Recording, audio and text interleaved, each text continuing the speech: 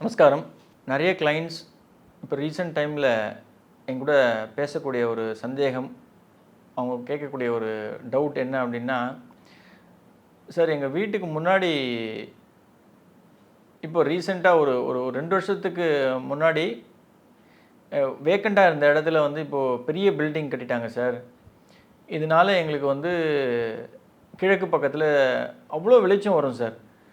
காலையில் நாங்கள் எப்பயுமே எழுந்த உடனே அந்த சூரியனை பார்க்கக்கூடிய ஒரு வாய்ப்பு எங்களுக்கு, அந்த ஒரு வரப்பிரசாதம் வந்து இப்போது தடைப்பட்டிருக்கு சார். இதனால் ஏதாவது ஒரு ஒரு தவறா இல்லை ஏதாவது எங்களுக்கு ஆபத்து அப்படின்ற ஒரு விஷயம் நேருமா, இது நல்ல விஷயமா, இது தவறான ஒரு விஷயமா அப்படின்னு கேட்குறது இப்போ ரீசெண்ட் டைமில் ஜாஸ்தியாக இருக்குது.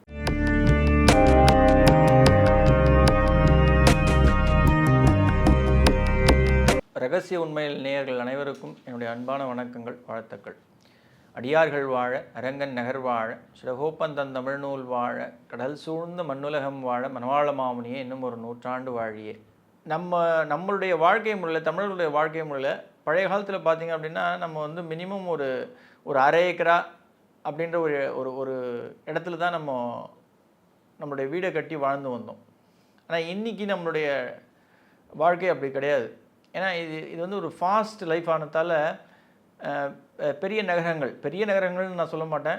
இப்போ நீங்கள் டவுன் சவுத் போகிறீங்க அப்படின்னா, திருச்சி, கோயம்புத்தூர், சேலம், இங்கே பெரம்பலூர்லேருந்தே பார்க்கலாம் நீங்கள்.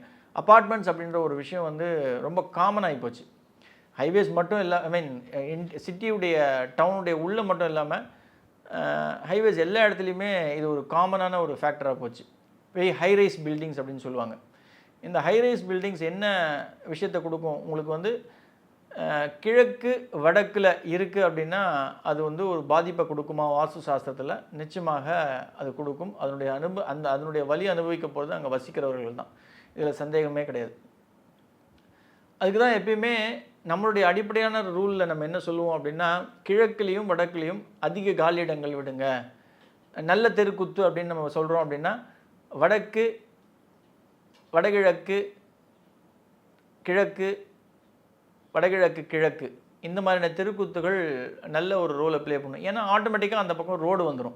உங்களுக்கு அங்கே வந்து ஒரு வீடோ செடியோ எதுவும் முளைக்க போகிறது கிடையாது. அஃப்கோர்ஸ் கார்ப்பரேஷனில் வந்து மரம் வைக்கிறாங்க அப்படின்னா நீங்கள் அதை வந்து கழிச்சு விடுறதுக்கான வாய்ப்புகள் உண்டு. ஆனால் வடக்கில் கிழக்கில் ரோடு இல்லை சார்.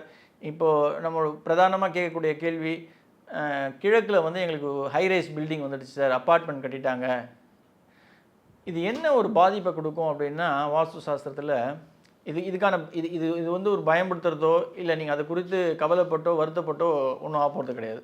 நீங்கள் எதுவும் அந்த மாதிரியான ஒரு முடிவுக்கும் வர வேண்டாம். இயற்கை எப்பயுமே நமக்கு முன்னாடியே நல்ல விஷயங்களை, நடக்க போகிற விஷயங்கள் குறித்து நமக்கு அதற்கான தீர்வுகளையும் முன்னாடியே வகுத்து கொடுத்துரும். எப்போ அப்படின்னா, நீங்கள் நல்ல விஷயங்கள் பண்ணும் பொழுது. ஏற்கனவே இருந்த இப்போ கிழக்கில் வந்து எங்களுக்கு ஒரு கிளைண்ட் சொன்ன மாதிரி ஒரு ஹைரைஸ் பில்டிங் அப்பார்ட்மெண்ட் கட்டிட்டாங்க சார். அது வந்து கிட்டத்தட்ட ஒரு 6 ஸ்டோரி பில்டிங்கு, 5-6 ஃப்ளோருக்கு வந்து அதுக்கு வீடு இருக்குது சார். அதில் எங்களுக்கு கிழக்கில் அழகாக சூரியன் உதிக்கும். இப்போ உதித்து எங்கள் வீட்டு உள்ளேயே அழகாக பிரவேசித்து வரும். சூரியன் உதித்து நம்ம கிழக்குலையும் வடக்குலையும் ஜன்னல் வைக்கும்போது கிழக்கு வழியாக வருகின்ற சூரியன் வந்து அது கிச்சனுக்கு மட்டும் இல்லாமல் ஹால்லேருந்து உள்ளே என்ட்ராகி நம்மளுடைய பிரம்மஸ்தானத்தில் பட்டு அது நம்மளுடைய பெட்ரூம் வெறும் வருது அப்படின்னா அது ஒரு நல்ல விஷயம், மிக சிறந்த விஷயம். இந்த மாதிரி வீடு கட்டுறது அற்புதம். ஆனால் இப்போது வந்து அதுக்கான வாய்ப்புகள் கம்மியாகி போச்சு அப்படின்னு சொல்லக்கூடிய காரணங்கள் இருக்குது. இந்த மாதிரி ஹைரைஸ் பில்டிங் ரைஸ் வார்த்தால்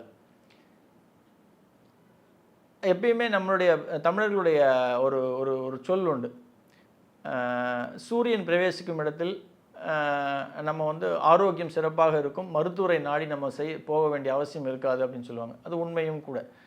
இன்றைக்கி தான் நம்ம வந்து இந்த எல்லாருமே வயசு ஆக போகுது, 40+ இருக்குது அப்படின்னாலே விட்டமின் டி டெஃபிஷியன்சி, அது எஸ்பெஷலி விமனுக்கு விட்டமின் டி டெஃபிஷியன்சி இருக்குது, நீ பெயின் இருக்குது, மைனர் ஜாயிண்ட் பெயின்ஸ் இருக்குது, அதே மாதிரி இன்டைஜஷன் ப்ராப்ளம் இருக்குது. இது எல்லாத்துக்குமே வந்து விட்டமின் டி டெஃபிஷியன்சின்னு சொல்கிறாங்க. 40 வயசு ஆச்சுனாலே அதை செக் பண்ணிக்கவும் சொல்கிறாங்க.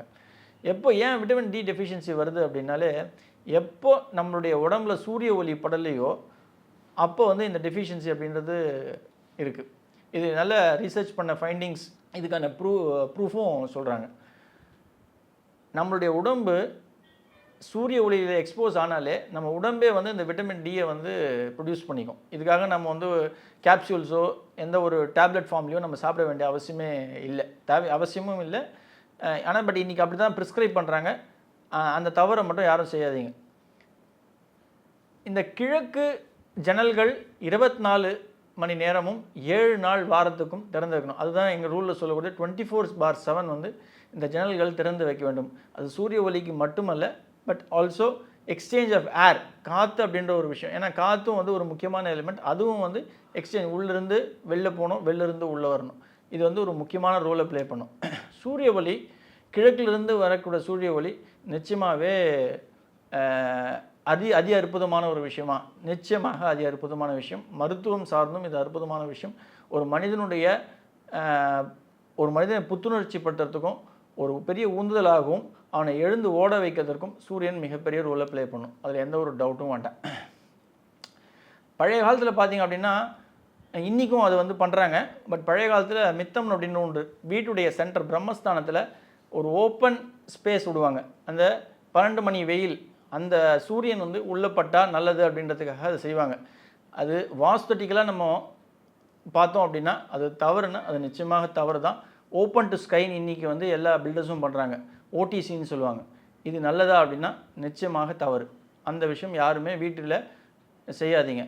ஒரு ஓப்பன் டு ஸ்கை அப்படின்றது வந்து சீலிங்கில் ஒரு ஸ்கொயர் ஸ்பேஸ் பண்ணி, எஸ்பெஷலி பெரிய பெரிய பில்டிங் கட்டுறவங்க, ஈவன் அப்பார்ட்மெண்ட்ஸில் கூட நான் பார்த்துருக்கேன். ஒரு சில அப்பார்ட்மெண்ட்ஸில் இது எஸ்பெஷலி இண்டிவிஜுவல் ஹவுசஸில் நிறைய பேர் பண்ணுறாங்க. ஒரு ஏக்கர் கணக்கில் வீடு கட்டுறவங்க ஓப்பன் டு ஸ்கை மேலே வச்சிடலாம் சார், அது மேலே வேணால் கிளாஸ் போட்டு முடிடலாம், ஒரு நல்ல திக் கிளாஸ் போட்டுடலாம் அப்படின்னு சொல்லுவாங்க. நான் அதை வந்து ரெக்கமெண்ட் பண்ணவும் மாட்டேன், என் கிளைண்ட்ஸுக்கு நான் வந்து சஜஸ்ட்டும் பண்ண மாட்டேன். அதை மட்டும் தயவுசெய்து முடிங்க. ஏன் அப்படின்னா, சீலிங்கை எந்த ஒரு இடத்துலையும் நீங்கள் ஓப்பன் பண்ணி அந்த இடத்துல நீங்கள் வந்து லைட்டை வந்து பெனிட்ரேட் பண்ணுறீங்க அப்படின்னா அது தவறான ஒரு விஷயம். கிழக்கில் மட்டும்தான் உதிக்கின்ற சூரியன், அதாவது ஒரு 8 o'clock. இப்போ ஜென்ரலாக நீங்கள் பார்த்தீங்க அப்படின்னா டாக்டர்கிட்ட போய் நீங்கள் ட்ரீட்மெண்ட் எடுத்துக்கிறீங்கன்னா அவங்க கூட சொல்லுவாங்க, அதிகாலையில் உதிக்கின்ற சூரியனை நீங்கள் வந்து பார்க்கணும். அது இருக்கும்பொழுது அதிகாலை 6 to 7, 7 to 8க்குள்ளே உங்களுடைய வாக்கிங்கோ உங்களுடைய ஜாகிங்கோ எந்த ஒரு ஆக்டிவிட்டீஸும் நீங்கள் பண்ணுங்கள். அது வந்து உங்கள் உடம்புல வந்து விட்டமின் டி ப்ரொடியூஸ் பண்ணுறதுக்கு ஹெல்ப் பண்ணும் அப்படின்னு சொல்லுவாங்க. அதுதான் ரொம்ப முக்கியம். பட் 12 o'clock மேலே 10 o'clock மேலெலாம் வரக்கூடிய சூரியன் வந்து உடம்புக்கு ஆரோக்கியத்தை கொடுக்குமா அப்படின்னா நிச்சயமாக கொடுக்காது. அதே போல் அஸ்தமனம் ஆகும்போது மேற்கு பக்கத்தில் சூரியன், இப்போ நிறைய பேர் வந்து ஓப்பன் டு ஸ்கைன்னு வாலில் கூட வைப்பாங்க, விச் இஸ் நாட் குட். அது நல்லதும் கிடையாது. நிறைய இடங்களில் ஸ்க்ரீன் போடுறது அவசியமா அப்படின்னு கேட்குறீங்க அப்படின்னா நிச்சயமாக ரொம்ப ரொம்ப முக்கியம். இப்போ தெற்கும் மேற்கும் சார்ந்து தான் நம்ம பெட்ரூம் இருக்கிறோம். அந்த தென்மேற்கு மூலையில் நம்மளுடைய பெட்ரூமில் இப்போ நம்ம வந்து தென்மேற்கில் மேற்கை ஒட்டி நம்ம ஒரு விண்டோ வைக்கிறோம் அப்படின்னா அது வழியாக வந்து சன்லைட் எக்ஸ்சேஞ்ச் பண்ணுறதுக்கு, அது ஏர் எக்ஸ்சேஞ்ச் பண்ணுறதுக்காக ஆக்சுவலாக விண்டோ வைப்போம். ஆனால் பட் சம்டைம் பின்னாடி வீடு இல்லை அப்படின்ற பட்சத்தில் நிச்சயமாக அது அஸ்தமனம் ஆகும்போது வெளிச்சம் உள்ளே வரும். இந்த வெளிச்சம் நமக்கு அவசியமா அப்படின்னா நிச்சயம் அவசியம் இல்லை. அதை வந்து நம்ம ஸ்க்ரீன் போட்டு மூடுறது மிக மிக முக்கியமான ஒரு விஷயம். இது ஆரோக்கிய குறைபாடை ஏற்படுத்துமா அப்படின்னா நிச்சயமாக ஏற்படுத்தும். அதிகாலையில் உதிக்கின்ற சூரியன் மிக நல்ல சிறந்த விஷயங்களை நம்மளுடைய ஆரோக்கியத்திற்கு உதவி செய்யும்னா நிச்சயமாக செய்யும். ஆனால் அஸ்தமிக்கக்கூடிய ஒரு சூரியன் நல்லதா அப்படின்னா அது அவ்வளோவா வீட்டு உள்ளே பிரவேசிக்கிறது நல்லது கிடையாது. ஆனால் அதே நீங்கள் வெளியில் போய் நீங்கள் விளையாடுறீங்க, ஆடி பாடுறீங்க அப்படின்னா அந்த சூரியன் வந்து உங்களுக்கு நல்லதே செய்யும். ஆனால் வீட்டு உள்ள மேற்கிலிருந்து அஸ்தமனமாகக்கூடிய சூரியனுடைய வெளிச்சம் படுறது அவ்வளோ நல்லது கிடையாது. இது பிஸ்னஸ் ரீதியாகவும் நிறைய மாற்றங்களை கொடுக்கும். அதனால தான் எப்பயுமே நாங்கள் எங்களுடைய கிளைண்ட்ஸுக்கு ரெக்கமெண்ட் பண்ணக்கூடிய ஒரு விஷயம் எப்படின்னா, மேக்ஸிமம் உங்களுடைய ஆஃபீஸை வந்து க்ளோஸ் ஃப்ரெண்ட்ஸில் வச்சுக்கோங்க. எந்த ஒரு லைட் பெனிட்ரேஷனும் அந்த அளவுக்கு தேவையில்லை. மேபி நார்த் ஈஸ்ட் அதாவது வடகிழக்கு சார்ந்து வடக்கு சார்ந்து அந்த இடத்துல மட்டும் ஓப்பனிங் இருந்தால் நல்லது அப்படின்னு சொல்கிறது. அதுக்கு மட்டும் ஒரு வென்டிலேஷன் வச்சு விண்டோஸ் வச்சு அதில் அந்த இடத்துலையும் கூட அவசியம் நீங்கள் வந்து ஸ்க்ரீன் அப்படின்றது போட்டுக்கிறது முக்கியம் அப்படின்னு சொல்லுவோம். So screen also plays a very important role, vital role, முக்கியமான ரோல் ப்ளே பண்ணும். இந்த சூரியனுடைய பிரவேசம் அப்படின்றது வந்து ரொம்ப ரொம்ப முக்கியமான தாக்கத்தை உண்டாக்கும். நம்மளுடைய வளர்ச்சிக்கும் சரி, நம்மளுடைய ஆரோக்கியத்துக்கும் சரி. அதனால் அதை கூர்ந்து கவனிக்க வேண்டியது ரொம்ப முக்கியமான ஒரு விஷயம். அந்த சூரியன் எங்கிருந்து வீட்டிற்குள்ளே பிரவேசிக்கிறதுன்ட்டு அது மிகப்பெரிய முக்கியத்துவம் வாய்ந்த ஒரு விஷயம். அதை வந்து நம்ம வந்து ஒரு நல்ல கன்சல்டண்ட்டை வச்சு நீங்கள் வந்து தெரிஞ்சுக்கிறது நல்லது. இந்த விஷயத்துக்கு முக்கியத்துவம் கொடுத்து பாருங்கள். நன்றி. ஆழ்வார் ஆச்சாரியன் எம்பெருமானார் ஜீயர் திருவடிகளே சரணம். ஆண்டாள் பிச்சக்குலிங்கம் திருவடிகளே சரணம் சரணம் சரணம்.